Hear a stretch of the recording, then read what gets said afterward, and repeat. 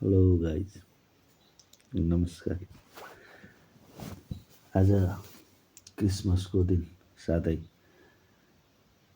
Office पनि छुट्टी भएकोले आराममै छु। जाडो छ, चिसो छ, त्यही भएर आराम गरिरहेको छु। यहाँहरू सबैलाई स्वागत छ मेरो च्यानलमा। आज पनि केही कुरा भन्न मन लागेर यो भिडियो बनाउँदैछु। यो बाहिर हेर्नुलाई हल्का घाम लाग्दैछ। म चाहिँ जाडो भएर भित्र सुतेको थिएँ। अब उठेर मुखसुख धोएर फ्रेस हुनु पर्यो। त्यसपछि एकछिन आफूले लगाएको बाली तोरी बारीतिर घुम्न जानेछु। त्यसको क्लिपहरू पनि म तपाईँहरूलाई देखाउनेछु।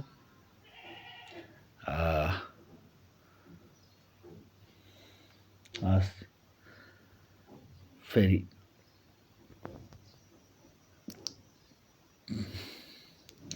आउनेछु।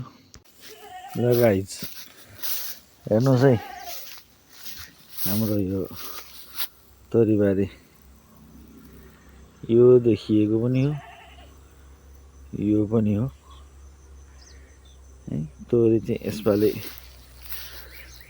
अब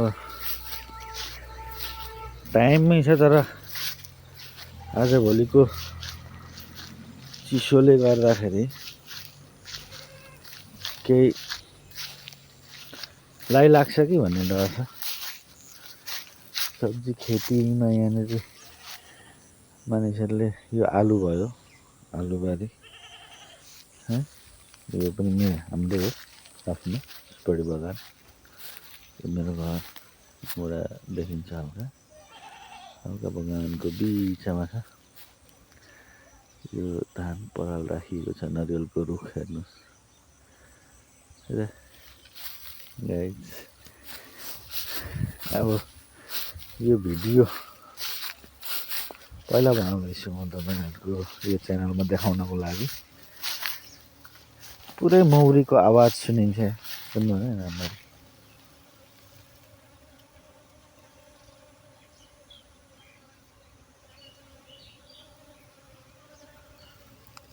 सुन्नुभयो होला यो आवाज चाहिँ।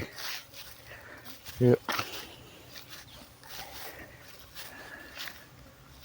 तोरीबारीमा आएका मौरीहरू हुन्, जसले मौरीको सङ्ख्या बढ्यो भने चाहिँ तोरीमा उत्पादन चाहिँ 30 देखि 50% वृद्धि हुने भनेको छ। त्यसैले तोरी फुलेपछि तोरीबारीमा चाहिँ कुनै पनि किसिमको औषधि छिट्ने काम चाहिँ बन्दै नगर्नु होला। मैले पनि गरेको छैन।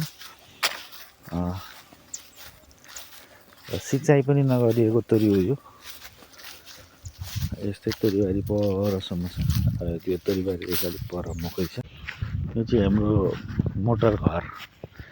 यहाँबाट हामी चाहिँ पानी पछि मकै लगाएपछि धानबारीमा मकैमा सिँचाइ गर्छौँ। तोरीमा चाहिँ खासै पानी सिँचाइ गर्दैनौँ। तोरीमा पानी सिँचाइ गऱ्यो भने चाहिँ माटो फुक्को भएकोले गर्दा तोरीको बोट चाँडै मर्छ, राम्रो उत्पादन हुँदैन। त्यसैले तोरीमा सिँचाइ गर्दा आवश्यक छिटेर गर्नुपर्छ, त्यही पनि फुल लाग्नुभन्दा अगाडि नै। तोरीमा गर्दैन। अब यहाँदेखि यता यो जति देखिएको छ जोतेको भाग, यो परैसम्म